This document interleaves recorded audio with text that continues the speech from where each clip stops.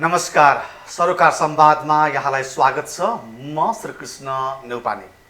भनिन्छ राजनीति सबै नीतिहरूभन्दा उच्च हुन्छ र राजनीतिले नै सबै नीतिहरूलाई ड्राइभ पनि गर्छ। तर नेपालमा अहिले यो राजनीति भन्ने शब्दप्रति आम मानिसहरूमा वितृष्णा बढ्दै गएको छ। यो किन कसरी यस्तो भइराखेको छ? जुन दलहरूप्रति नागरिकले विश्वास गरेर उनीहरूलाई मत दिएर पठाउँछन्, तिनै दलहरू कालान्तरमा नागरिकका चाहनाहरूभन्दा विपरीत भइदिन्छन्। त्यस कारणले पनि यो अवस्था आएको हो भनेर कतिपयले भन्ने गरेका छन्। र सँगसँगै यो राजनीति नेपालको पछिल्लो अवस्थालाई देखाएर केही व्यक्तिहरू स्वतन्त्र नाममा पनि राजनीतिमा आउने प्रयास गरिरहेका छन् र यसका पछिल्ला परिणामहरूले पनि त्यस्ता किसिमका व्यक्तिहरूको पनि खोजी हुन थालेको छ। तसर्थ आज हामीले छलफल गर्न खोजेको विषय राजनीति नै विफल भएको हो या राजनीति गर्ने दलहरूको गतिविधि र उनीहरूको व्यवहारका कारण राजनीतिप्रति नागरिकको उपेक्षा बढेको हो त। र सँगसँगै यो पछिल्लो राजनीति अवस्थाले प्रत्यक्ष प्रभाव नेपाली जनतालाई पारेका प्रभाव जो छन्, ती प्रभावहरूका कारण र त्यसका समाधानहरूका विषयमा आज हामी छलफल गर्दैछौँ। यसका लागि आज मसँग हुनुहुन्छ एकजना राजनीति विश्लेषक, समीक्षक, समालोचक, लेखक, जे भने पनि यी विषयहरूलाई मिहिन र गहन ढङ्गले समाजका तमाम विषयलाई अध्ययन, अनुसन्धान र लेख्दै आउनुभएका एकजना बौद्धिक व्यक्तित्व भूमिनन्द देवकोटा। देवकोटाज्यू नमस्कार, स्वागत छ कार्यक्रममा। हजुर नमस्कार, धन्यवाद तपाईँलाई। मैले पृष्ठभूमिमा केही कुराहरूको सङ्केत गरेँ। सबैभन्दा पहिले चाहिँ अब आम निर्वाचन पनि आउँदैछ। आम निर्वाचनमा दलहरूले उठाउने उम्मेदवारहरू पनि लगभग तिनै अनुहार छन् जो 46 सालदेखि नेपाली जनताले हेर्दै आएका छन्। उम्मेदवार त्यस्तै नै देखिन्छन्। त्यस कारणले गर्दाखेरि नागरिकले भोट फेरि तिनीलाई हाल्नुपर्ने अवस्था छ। भोट पनि हालिदिन्छन् अनि भोट हालेका भोलिपल्टबाट फेरि तिनै नेताहरूको र तिनै दलहरूको आलोचना गर्ने, उनीहरूकै सत्तासराप गर्ने क्रम केही वर्ष यता भइराखेको छ।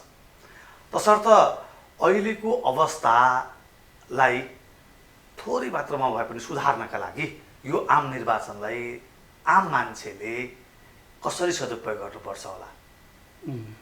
राम्रो अहिलेको समसामयिक प्रश्न गर्नुभयो तपाईँले। अब पहिलो त यो दलका मानिसहरू जो नेतृत्वमा छन् उहाँहरूलाई प्रकृति विज्ञानको बारेमा थोरै अध्ययन गर्न भनेर म अनुरोध गर्न चाहन्छु कि यतिखेर पनि हुन त धेरै ढिला भइसक्यो भन्ने पनि आउन सक्ला।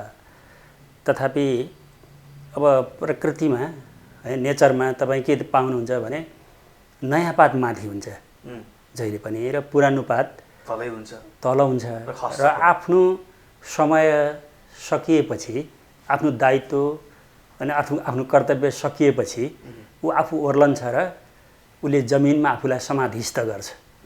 अब यो कुरा हाम्रा नेताहरूले, पार्टीका नेताहरूले अहिलेसम्म बुझेका छैनन् कि भन्ने देखिने हेर्दाखेरि, तर बुझेका छन् र बुझ पचाएर बसेका छन्। नयाँ प्रवृत्ति हेर्ने हो भने त भर सकेसम्म चाहिँ ब्रह्मनालमा पुग्नेसम्म एउटा पद चाहिँ लिएरै ब्रह्मनालमा पुगौँ भन्ने नै देखिन्छ। त्यो भइआएको छ कि त्यो भइआएको छ। त्यसो भएको हुनाले एउटा त उहाँहरूले त्यतातिर ध्यान दिनुहोस् भन्न पर्छ हामीले। अब त्यसपछि अब अहिले नेपाली नागरिकहरूको अगाडि अब आम निर्वाचन आइरहेको छ।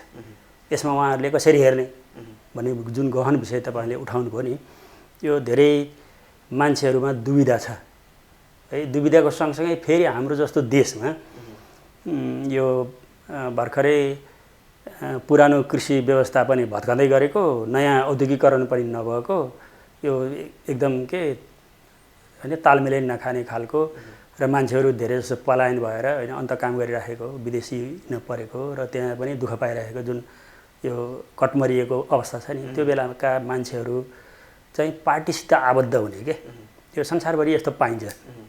यहाँ पनि धेरै जसो पार्टीका सदस्यहरू छन् कि आम नागरिक, स्वतन्त्र नागरिक छैन।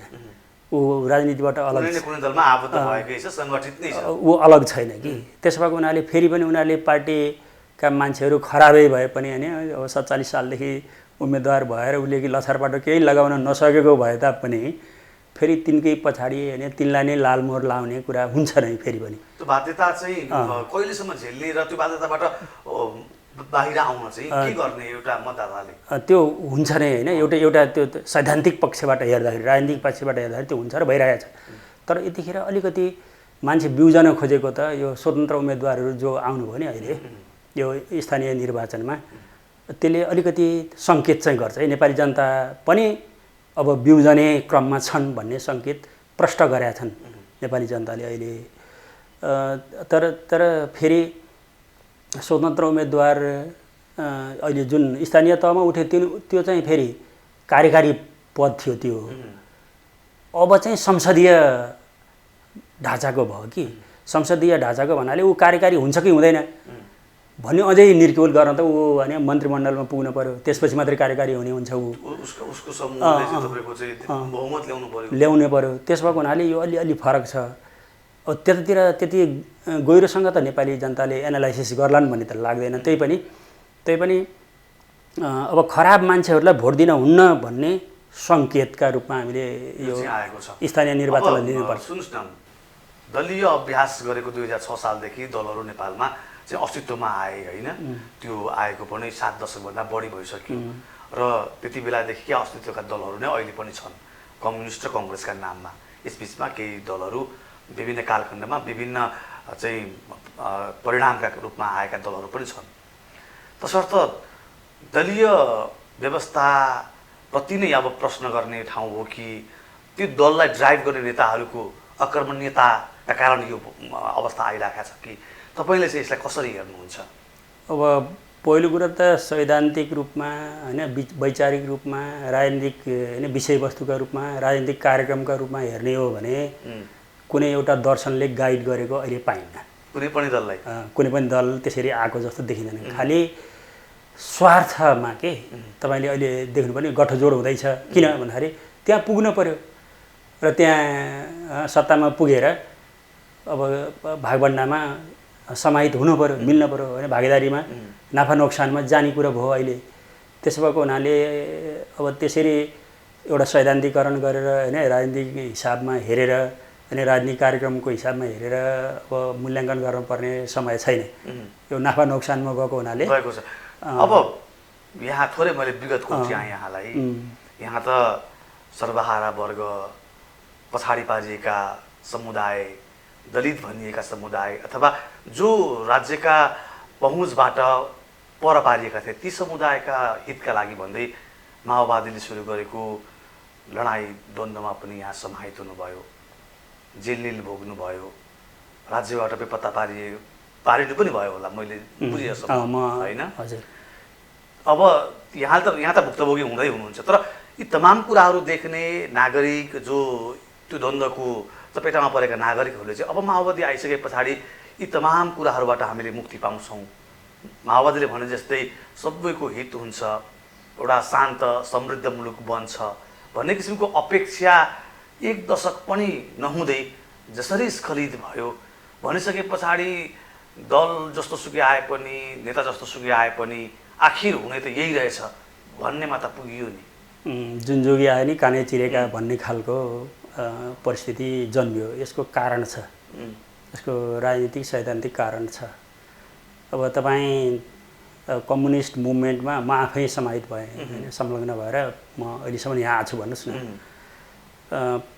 अब हाम्रो के थियो त बाटो, के थियो उद्देश्य, के थियो त भन्दाखेरि सर्वहारा वर्गको अग्रदस्ता कम्युनिस्ट पार्टीले नेतृत्व गर्ने र सर्वहारा वर्गलाई लिएर बन्दुकबाट बन्दुक खोज्ने अथवा सत्ता स्थापना गर्ने होइन, तागतबाट तागत खोज्ने र कम्युनिस्ट पार्टीको एकल सत्ता स्थापना गर्ने र राष्ट्रिय पुँजीको विकास गरेर अब यो जुन वर्गीय खाडल छ यसलाई पुर्दै वर्गविहीन राज्यतिर जाने भन्ने हाम्रो लक्ष्य थियो। तर हामीले के गर्यौँ अथवा माओवादी जनयुद्धले के गर्यो, शान्ति प्रक्रियामा आफूलाई अवतरित गरेर के गर्यो भन्दाखेरि तपाईँ हाम्रो अगाडि त प्रश्न छ, खुल्ला छ यो। सबैले देखिरहेको छ। अब भयो के त भन्दाखेरि राजा नभएको संसदीय व्यवस्थामा प्रतिस्पर्धामा यो पार्टी आयो भनेपछि उसले आफ्नो बाटै छोड्यो नि त, डिरेल भयो नि त। तपाईँ सैद्धान्तिक रूपमा आफू हेर्नु न, सिधै छ नि त। बाटो छोडेर अर्को बाटो गएपछि हुन्छ के? हुने यही थियो जुन कुरो संसदीय व्यवस्थामा भइराखेको थियो, त्योभन्दा बाहिर हुने कुरो त भएन। त्यस भएर अब जनताको अपेक्षा, आशा, विश्वास, भरोसा यो पार्टीले होइन बाटो बिराउँदाखेरि सकेन। भनेपछि तथापि के चाहिँ गर्न सक्थ्यो भने यो व्यवस्था मातहत पनि यदि मानिसहरू इमान्दार भइदिएको भए के अरे यो पुँजीवादी अर्थव्यवस्थाभित्र पनि विकासका कार्यक्रमहरू चाहिँ अगाडि लिएर जान सक्थ्यो। तपाईँ पाउनुहुन्छ नि त, इतिहासमा पनि मोडलहरू छ नि त। मोहम्मद माथिरलाई हेर्नुहोस्, होइन लिक्वानलाई हेर्नुहोस्, होइन उदाहरणहरू त छन् नि त। अब त्यही पनि यहाँ हुन सकेन। त्यस भएर जनताको वितृष्णा होइन अगाडि बढ्या छ। यसलाई थ्याक्न सक्ने स्थिति यहाँले भन्न खोज्नु भएको छैनन्। राजा सहितको संसदीय व्यवस्था थियो भने चाहिँ यो अवस्था आउँदैन थियो भन्न खोज्नु भएको होइन। राजा सहितको संसदीय व्यवस्थाको विरुद्धमा त कम्युनिस्ट मुभमेन्ट यो माओवादी जनयुद्ध अगाडि बढ्यो। यहाँले भन्न खोज्नुभएको के त राजा विहीन संसदीय व्यवस्थामा हुने नै यही हो भनेको होइन। कम्युनिस्ट धार छोडिसकेर मैले धारको कुरा गरेको कि वैचारिक धारको कुरा गरेको होइन। कम्युनिस्टहरूले त कम्युनिस्टको सत्ता स्थापना गर्नुपर्थ्यो नि। ऊ बहुदलीय प्रतिस्पर्धामा आउनु भनेकै डिरेल हुनु हो नि त। त्यस भएर त्यहाँ चाहिँ राजा भएको संसदीय व्यवस्था र राजा नभएको संसदीय व्यवस्थामा ठुलो अन्तर छैन कि। राजा मैले खालि भन्न खोजेको के हो भने राजा नभएको संसदीय व्यवस्था चाहिँ हामीले गणतन्त्र ल्यायौँ भनेर बाहिर भन्ने ठाउँ राखे मात्रै, त्यसले अर्थ केही पनि राखेन। अर्थ केही पनि हुनु र नहुनुको अर्थ रहेन नि। अर्थ रहेन। अहिले त झन् धेरै राजा जस्तो देखिन्छ यहाँ होइन। त्यसो हो भने यही सिस्टममा, यही संसदीय व्यवस्थामा जो कोही आए पनि हुने चाहिँ यही हो होइन। अलिकति मान्छे राम्रो आयो भने त विकास निर्माणका भनौँ न यो लिबरल जुन क्यापिटलिजम छ त्यसमा अलिकति डेभलपमेन्टका कुराहरू त गर्न सक्छ। मैले अघि उदाहरण दिएँ नि त।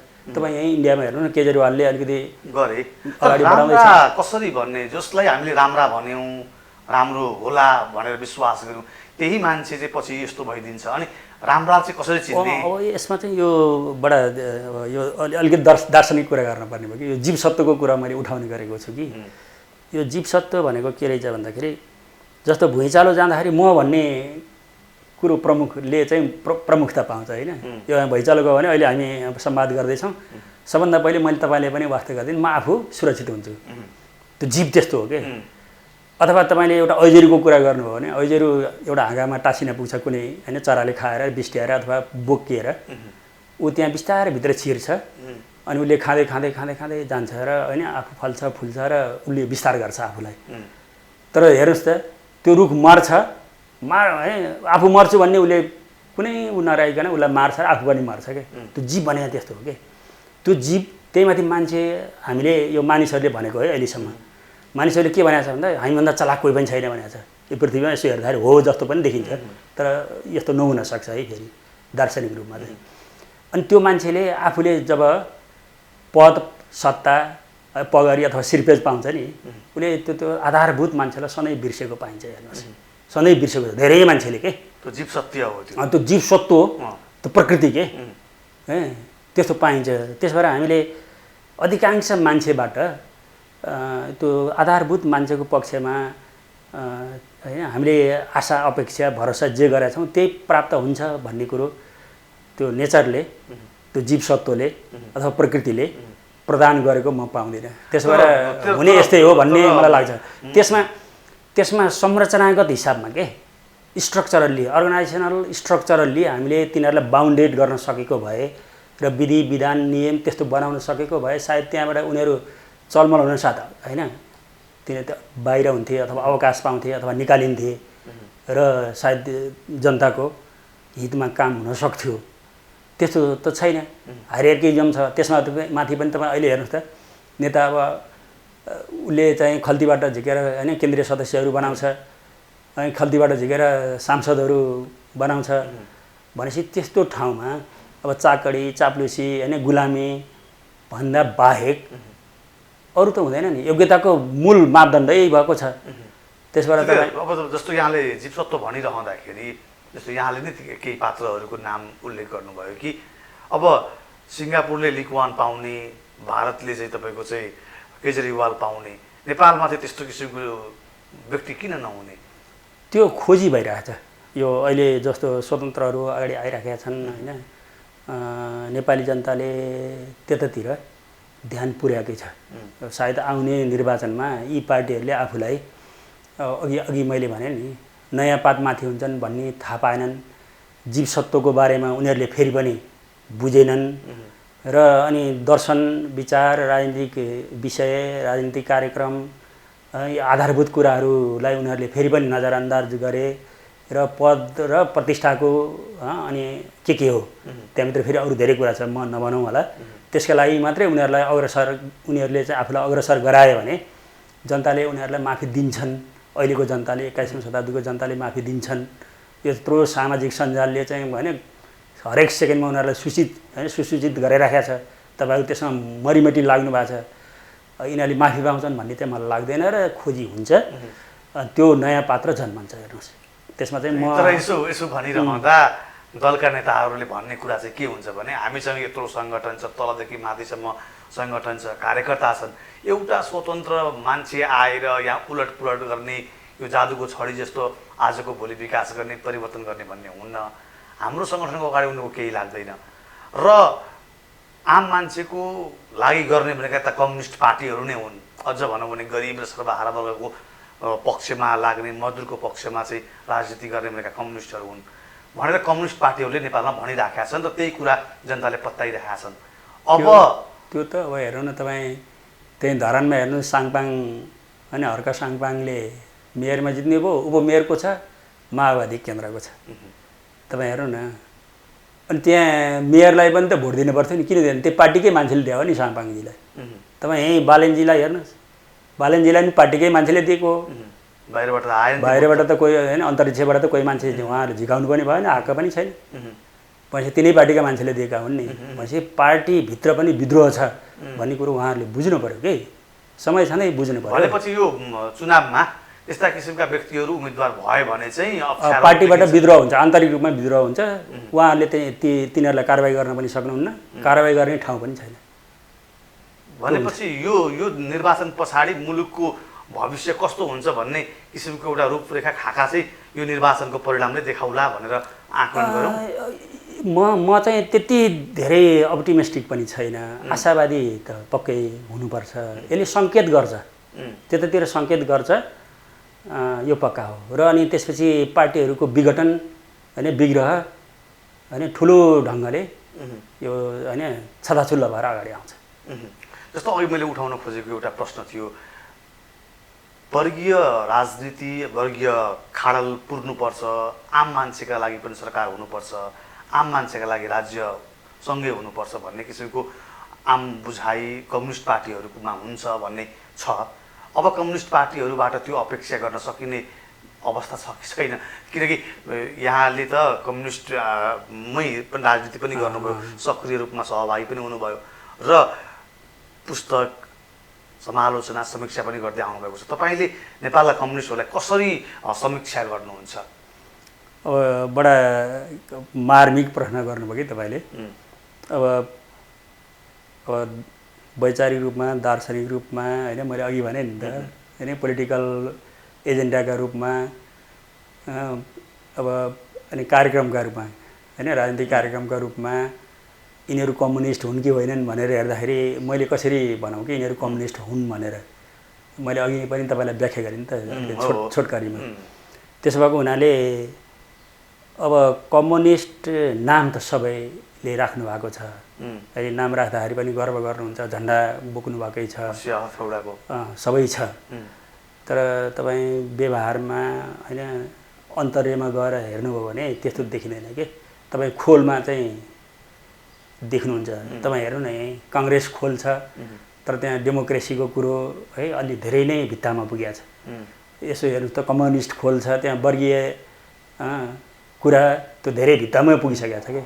अब अरू पनि छन् खोलधारीहरू, तर अन्तर्यमा गएर तपाईँ त्यहाँ हेर्नुभयो भने के पाउनुहुन्छ भन्दा लुचाचुडी भागभन्डा होइन, अनि त्यही पद लुलुपता, अनि त्यहाँबाट सत्तामा पुगेर नाफा नोक्सानको व्यापारको कुरा यो अगाडि बढेर देखिन्छ कि। त्यसो भएको हुनाले तपाईँले कम्युनिस्टलाई भन्नुहोस्, काङ्ग्रेसलाई भन्नुहोस्, अथवा अन्य कसैलाई भन्नुहोस्, खोलधारीहरूलाई तपाईँले होइन रूपमा हेरेर सारको कुरा खोज्नुभयो भने यो पाइँदैन। यो आशा गर्नु पनि बेकार छ। आलोचना दलहरूलाई हुन्छ, नेताहरूलाई पनि आलोचना गरिन्छ, भइराखेको पनि छ। तर नेताहरूले जति बेला अवसर पाउँछन्, अवसरबाट विमुख हुने बित्तिकै उनीहरूले भन्ने गरेको लगभग साझा कुरा चाहिँ म सम्झन्छु कि मैले गर्न खोजेको थिएँ। तर म आन्तरिक रूपमा बाह्य रूपमा चाहिँ मलाई यसो गराइयो भनिन्छ। साँच्चैकै नेपालको यो भू अवस्था, भू बनौटले कारणले गर्दाखेरि साँच्चै काम गर्न सक्छु भन्ने मान्छेले पनि काम गर्न नसकेको पो हो कि? त्यस्तो अब त्यति धेरै होइन उतासम्म जानुपर्छ जस्तो त मलाई लाग्दैन। हामीले काम गर्न चाह्यौँ भने यहीँका दलका नेताहरूले भने नि त, हामीलाई कसैले भन्दाखेरि संविधान घोषणा नगर्ने कुरो हामीले गरेनौँ, हामीले देखायौँ भन्ने नि त छ नि त। त्यो पनि छ, फेरि छ नि त। यो नजिकको उदाहरण भने मैले तपाईँ अलि उता जानुभयो भने अब विश्वेश्वर प्रसाद कोइरालालाई राष्ट्रपति नै बनाइदिन्छौँ, तिमी चाहिँ अगाडि बढ भनेर होइन, तपाईँ अगाडि बढ्नुहोस् भन्दाखेरि उहाँले अस्वीकार गरेको र साथीहरूलाई नभनिकन अस्वीकार गरेको कुरा पनि तपाईँ पढ्न पाउनुहुन्छ। हेर्नुहोस्, 200 वर्षदेखि जरा गाडेर बसेको राजतन्त्रलाई फाल्नलाई मलाई उक्स्याउनेहरूले भोलि हामी भर्खरै त्यहाँ बस्छौँ अनि पर्सि फेरि हामीलाई फाल्न त यिनीहरू पक्कै पनि उद्वेलित हुन सक्छन्, अगाडि आउन सक्छन् भनेपछि हामीले पोलिटिकल्ली होइन राजनीतिक चेत भएको मान्छेले यसो गर्न हुन्न भन्ने जुन दूरदृष्टि, त्यो दूरगामी पोलिटिक्स के चेत हो, त्यो हो कि राजनीति। त्यस्तो चेत भएको मान्छे तपाईँ अहिले मलाई पाउनुहुन्छ जस्तै लाग्दैन कि, छन् जस्तै लाग्दैन कि। फेरि मलाई तैँले चाहिँ हामीलाई यस्तो ब्लेम लाग्ने भनेर लगाउने भनेर भन्लान् उनीहरूले होइन। परिणामले त्यस्तो देखिन्छ कि यहाँको मुखबाट ननिस्के पनि हामीले बुझिराखेका कुराहरू छन्। त्यसो हो भने नेपालका राजनीतिक दलका नेताहरूको कमजोरी बुझेरै बाह्य शक्तिले पनि यो किसिमको चाहिँ गरिराखेका गर्छन्। त्यही त बाह्य शक्तिलाई दोष लाउने कुरा भयो क्या। हामी आफू नाच्न नजान्ने आँगन टेढो भन्ने छ नि त। हामी नाच्न जान्नु पऱ्यो नि त। आफ्नो आँगनमा आफै नाच्यो भने अर्कोले सिकाउन आउन त पर्दैन। समस्या त्यही। अब त्यसो हो भने विशेष गरी कम्युनिस्ट नेताहरूले भन्ने गर्छन् कि अब कम्युनिस्ट एकता गर्नुपर्छ, एउटा सिङ्गो कम्युनिस्ट हुनुपर्छ, यसरी छरिएर टुक्रिएर रहँदैन, हुँदैन भनिन्छ र अभ्यास पनि भयो, टिकिन पनि। अझै पनि कम्युनिस्ट एकताका नाममा भाषणमा उनीहरूले अलापिराखेका छन्, आह्वान गरिराखेका छन्। तपाईँलाई के लाग्छ, यी कम्युनिस्टहरू एक हुनुपर्छ मुलुक विकास हुनका लागि? जो अहिले अस्तित्वमा छन् यी कम्युनिस्टहरू एक हुने बित्तिकै सब ठिक हुन्छ? अब बाह्य रूपमा हेर्दाखेरि होइन रूपमा हेर्दाखेरि त्यसले एउटा खालको स्थायित्व देला भन्ने नै निष्कर्ष निस्कन्छ। अनि यिनीहरू एक ढिक्का भयो भने कमसेकम 5 वर्षको लागि स्थायी सरकार दिन सक्लान् भन्ने निष्कर्ष निस्कन्छ। तर फेरि विगतमा त दिन सकेनन्, फेरि भाँडभैलो भयो, आफै जुते भन्ने पनि फेरि छ। अब रूपमा हेरेर भन्ने हो भने त यो एकता ध्रुवीकरण एक ठाउँमा बस्ने कुराले राम्रो गर्छ भन्ने हो। तर भित्र हेर्दाखेरि यिनीहरू पद लुलुप छन्। अब सत्तामा आफू बाहेक अरूलाई होइन टिक्न नदिने कर्महरू पनि त्यहीँभित्र भए गरिए। त्यसो भएको हुनाले अब उनीहरू आउन साथै चकाचौध हुन्छ होइन, विकास हुन्छ भन्ने कुरो यो मिथ्या हो यो।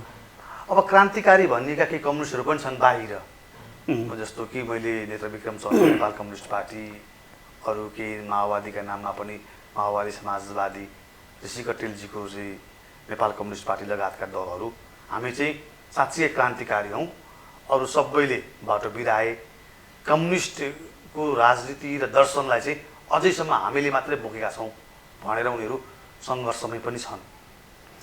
हेर्दाखेरि वैचारिक रूपमा उहाँहरूले अब क्रान्तिकारिता पक्रे जस्तो देखिन्छ, व्यवहार त उहाँहरूले सिद्ध गर्न बाँकी छ। तर सत्तामा आइसके पछाडि फेरि सबै कम्युनिस्टहरू उस्तै देखिने। अब अहिलेसम्मको अनुभवले त्यही भन्छ। अब हामीले फेरि के रहेछ भने इतिहासमा तपाईँ जस्तो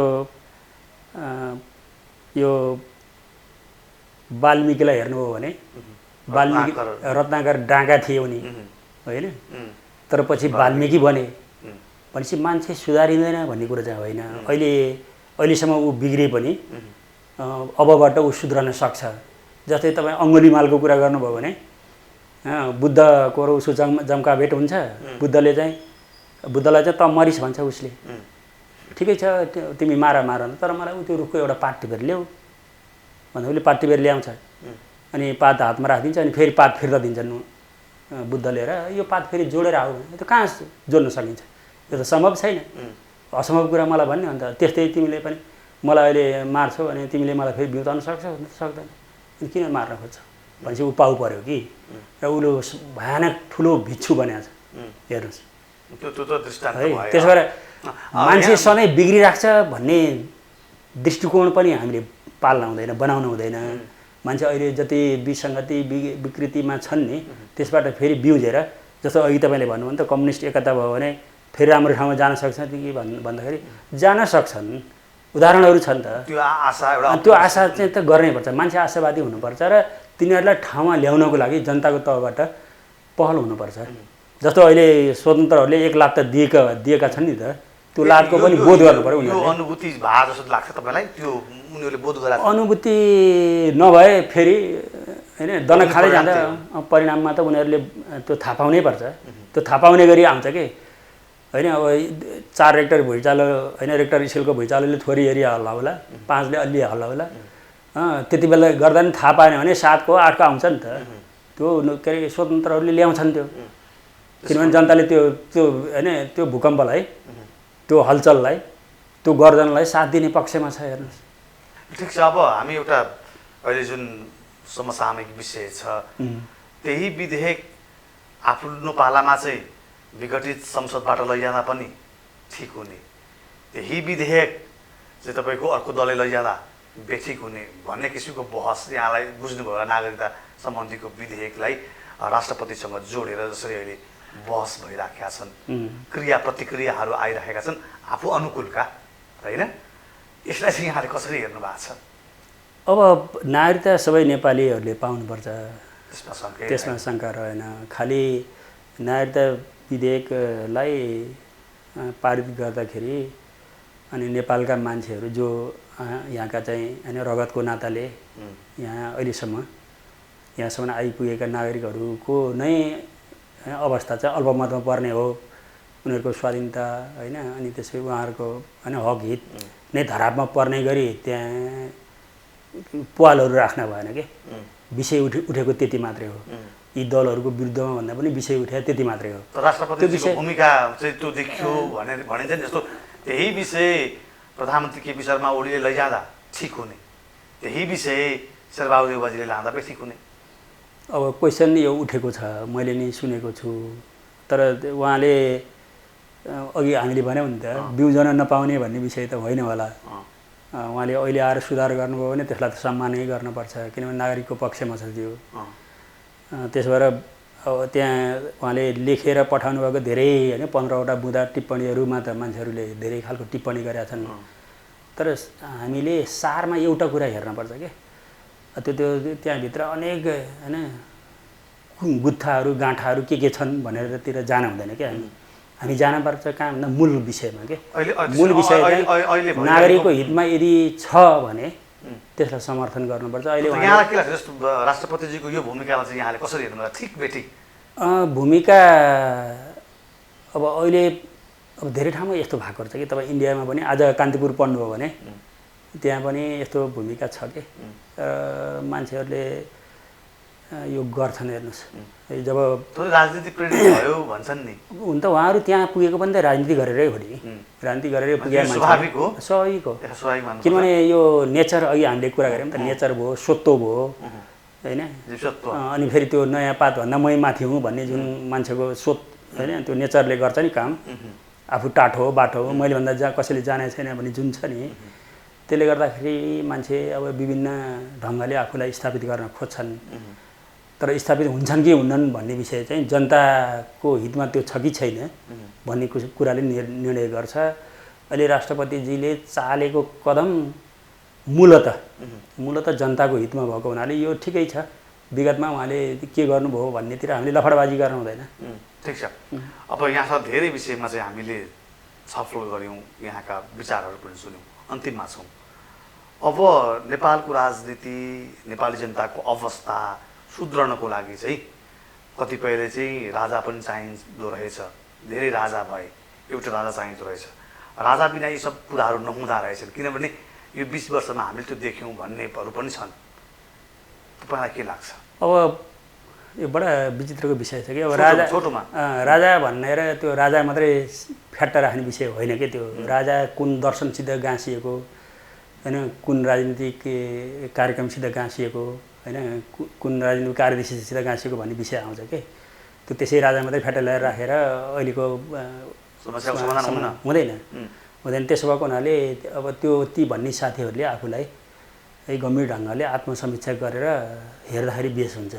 तर त्यस पक्षमा आवाज उठाउनेहरू सडकमा होइन, आवाज त उठ्नु त अब स्वाभाविकै हुन्छ, किनभने समाज भनेको मतान्तरको विषय हो अनि राजनीति भनेकै त्यसैमा टेकेर हिंसा गर्ने विषय हो कि।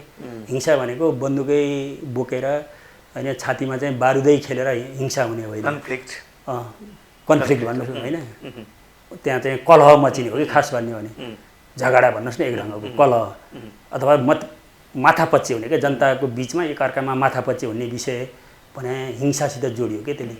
कतिलाई त्यसले दबाएको हुन्छ, दबाउने भने त हिंसा हो नि, मानसिक रूपमा दबाउने भने त हिंसा हो। त्यसो भएको हुनाले यस्तो विषयहरू उठ्नु स्वाभाविक छ। र त्यो उहाँहरूले भने जस्तो त्यो हुने बित्तिकै पनि सब कुराहरू ठिक त्यो हुँदैन, अहिले हुन सक्ने पोजिसनमै छैन, किनभने धेरै अगाडि बढिसक्यो कि कोही मानिसहरूले भन्ने गर्छन् इतिहासमा फर्किएको पनि छ भन्छन् होइन। अब सेरेमोनियल बनाएर ल्याएर राख्न सक्ने अवस्था विद्यमान हुनसक्छ। त्यसको लागि पनि त सबै होइन नेपाली जनताको मत पाउनु पऱ्यो नि त, बहुमत त पाउनु पऱ्यो नि। तर मत आयो भने त्यसमा असम्भव त छैन। त्यसलाई हामी जनताको होइन त्यो डेमोक्रेटिक कुरा गर्ने हो भने, जनतामाथि विश्वास गर्ने हो भने, त्यो सम्भावना पनि छँदैछ भन्न, लोकतन्त्रको कुरा गर्ने हो भने जनताले के भन्छन् त्यतातिर जानुपर्छ। त्यो सम्भावना पनि छँदैछ भन्न चाहिँ सकियो होइन, भन्न त मिल्छ, त्यो नमिल्ने कुरा होइन। हस्, समय र संवादको लागि यहाँसम्म आइदिनु भयो, यहाँलाई धेरै धेरै धन्यवाद। हजुर, तपाईँहरूलाई पनि धेरै धेरै धन्यवाद र यो सरोकार टिभी र तपाईँको परिवार सबैलाई धेरै धेरै धन्यवाद छ। हजुर, सरोकार संवादमा आज हामीले आसन्न निर्वाचनमा आम मतदाताको भूमिका, अब यति बेला उनीहरूले गर्ने निर्णय र विचारमा केन्द्रमा राखेर आज समसामयिक विषयमा छलफल गऱ्यौँ। यसका लागि आज मसँग हुनुहुन्थ्यो एकजना राजनीतिक विश्लेषक, समीक्षक, लेखक भूमिनन्द देवकोटा। हवस् त, आजको सरोकार संवाद यति नै। म श्रीकृष्ण नेउपाने बिदा हुन्छु। नमस्कार।